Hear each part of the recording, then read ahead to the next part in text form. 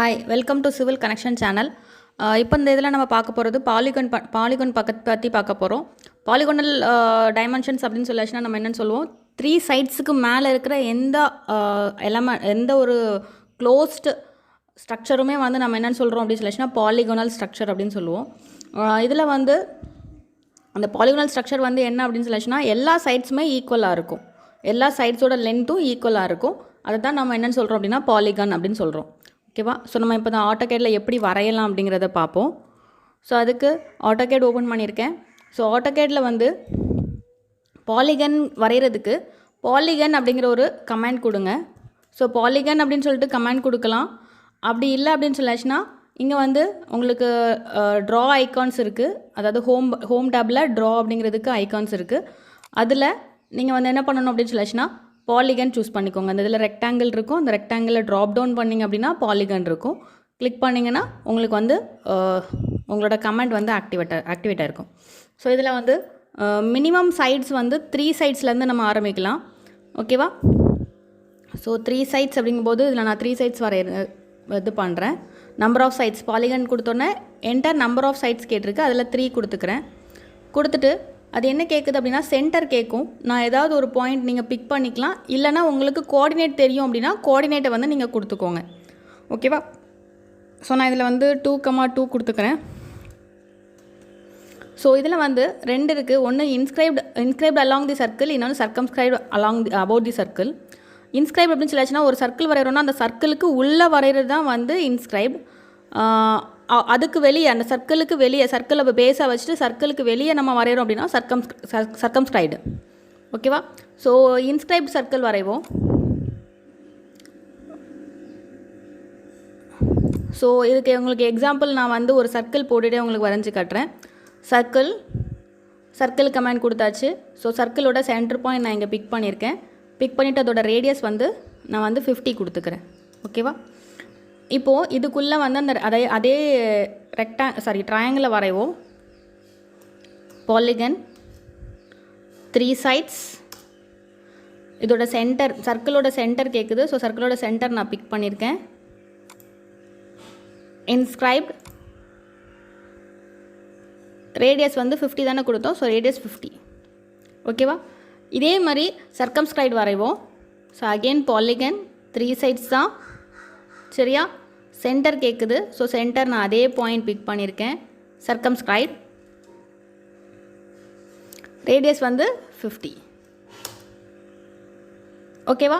இதுதான் வந்து சர்க்கம்ஸ்கிரைப் and inscribed. இதே மாதிரி பாலிகன் எத்தனை சைட்ஸ்னாலும் நம்ம வரையலாம்.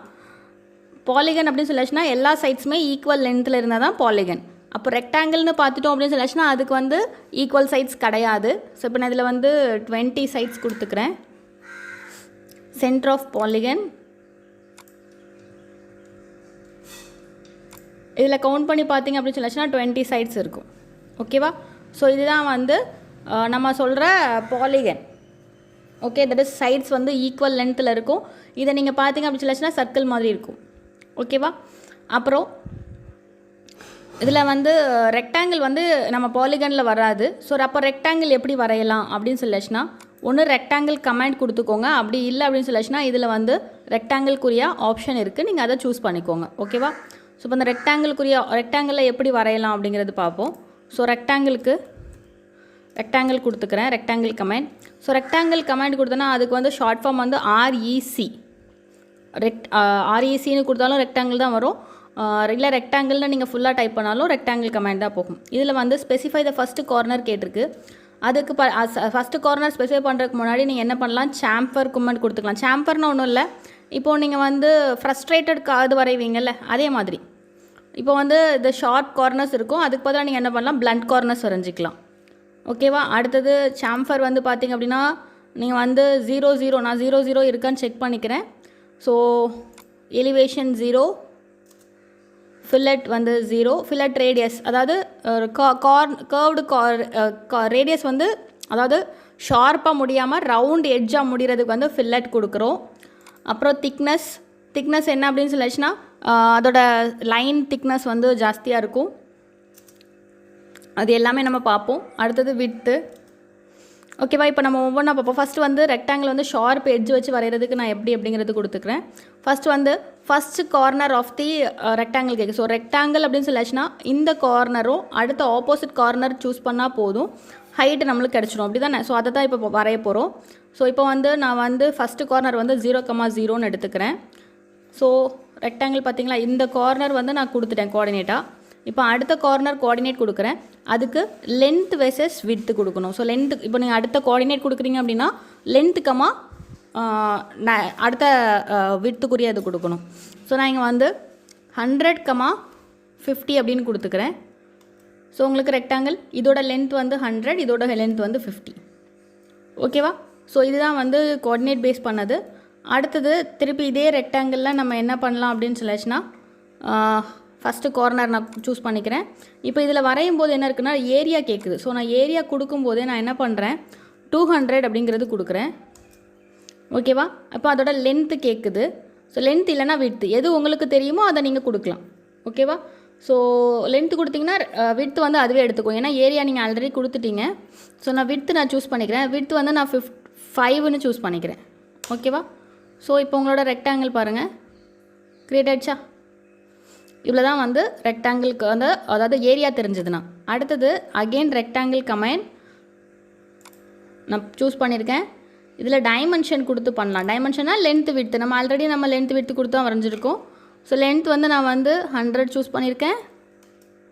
விட்த்து வந்து 40. ஸோ நம்ம பிக் பண்ண பாயிண்ட் இந்த ஒரு கார்னர் நம்ம பிக் பண்ணோம். இப்போ அதை எப்படி வேணாலும் நீங்கள் வச்சு வரைஞ்சிக்கலாம். ஸோ கீழே வரைகிறீங்களா மேலே வரைகிறீங்களான்னு பார்த்து வரைஞ்சிக்கணும். ஓகேவா? ஸோ அடுத்தது திருப்பி அகெயின் ரெக்டாங்கிள் கமெண்டில் நிறைய இருக்குது உள்ள ரெக்டாங்கிள் கமெண்ட் வரைகிறதுக்கு. ரொட்டேஷன். ஓகேவா? அதர் கார்னர் இப்போ நம்ம ரொட்டேஷன் கொடுத்தோம் அப்படின்னா என்ன ஆகும் அப்படின்னா இப்படி எந்த டேரெக்ஷனில் வேணுமோ அந்த டேரெக்ஷனுக்கு ஏற்றப்போ ரொட்டேஷன் கிடைக்கும். இப்போ நான் இது வந்து 90 டிகிரியில் இருக்குது. இது இப்படி வரையலாம், இல்லைனா இப்படி வரைவோம். அப்படி தானே? இதே இது இன்க்ளைண்டாக 45 டிகிரியில் நம்மளுக்கு வரையணும்னா அதை நம்ம ரொட்டேஷன் கமெண்ட் யூஸ் பண்ணிக்கலாம். இந்த எப்படி வேணாலும் ரொட்டேட் பண்ணிக்கலாம். ஸோ நமக்கு ஃபஸ்ட்டு கார்னர் மட்டும் தான் நம்மளுக்கு சூஸ் ஆகிருக்கு. இதுக்கப்புறம் ஆங்கிள் நீங்கள் எப்படி வேணாலும் சூஸ் பண்ணிக்கலாம். நான் 45 டிகிரி ஆங்கிள் சூஸ் பண்ணிக்கிறேன். ஓகேவா? இப்போ அதர் கார்னர் கேட்குது. அதர் கார்னர் நீங்கள் என்ன பண்ணுவீங்க, ஜஸ்ட்டு லென்த் டைமென்ஷன் நீங்கள் சூஸ் பண்ணி கொடுக்கலாம். ஓகேவா? ஸோ நான் இதில் வந்து 100,50. ஓகேவா? இதுலேருந்து 100, 50 அப்படிங்கிற இது கொடுத்துருக்கேன். ஸோ எனக்கு இப்படி சூஸ் ஆகிருக்கு. ஸோ நான் அதை வந்து மெஷர் பண்ணி காட்டுறேன். Sorry, aligned dimension.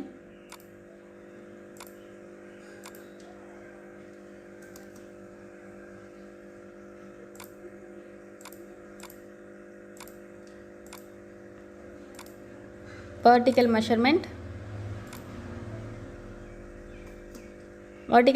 வந்து 75.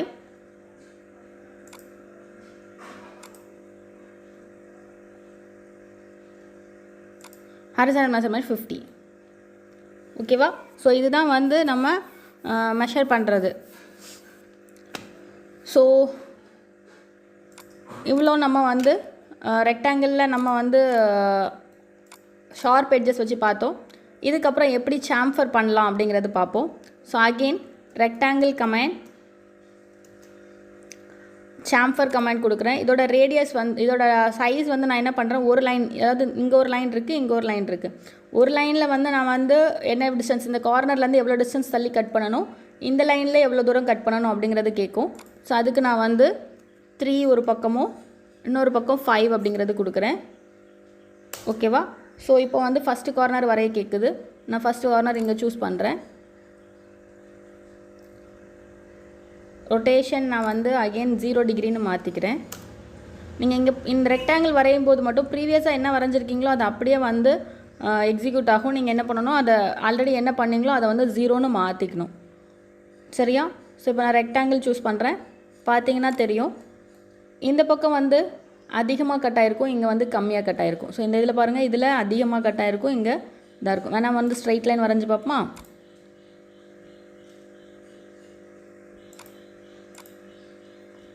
ஓகேவா? இப்போ டிஃப்ரென்ஸ் தெரியுதா? இங்கே வந்து 5 mm, இங்கே வந்து 3 mm டிஃப்ரென்ஸ் இருக்கும். ஸோ இதே மாதிரி வந்து பண்ணுறது சாம்ஃபர்.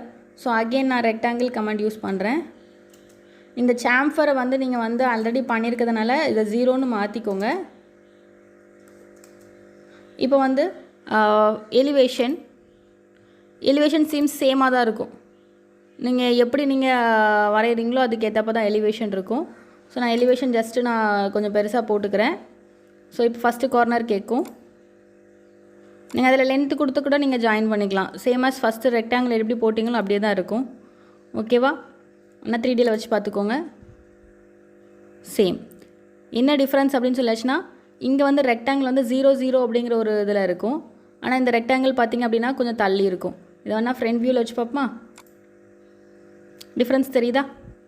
இங்கே நம்மளோட ஆர்டினரி லைன்ஸ் எல்லாமே வந்து கிரவுண்ட் லெவலில் இருந்த மாதிரி இருக்கும்.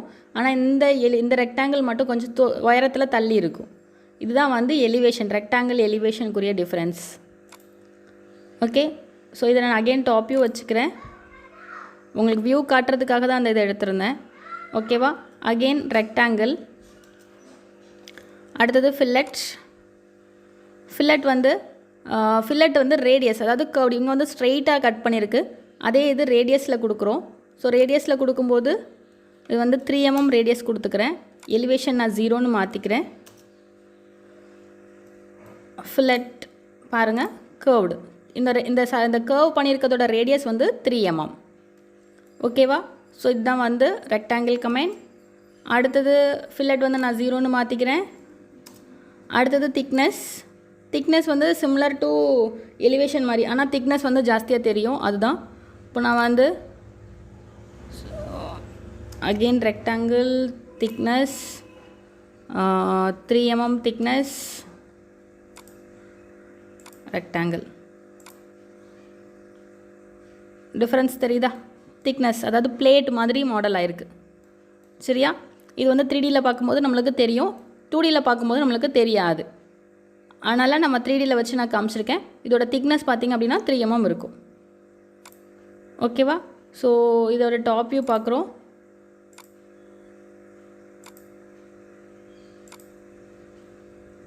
நெக்ஸ்ட்டு அதே ரெக்டாங்கிளில் வந்து விட்த்து கொடுத்து பார்ப்போம். விட்த்து வந்து 3 mm. திக்னஸ் இருந்தது, நான் திக்னஸ் வந்து 0ன்னு மாற்றிக்கிறேன். ஓகேவா?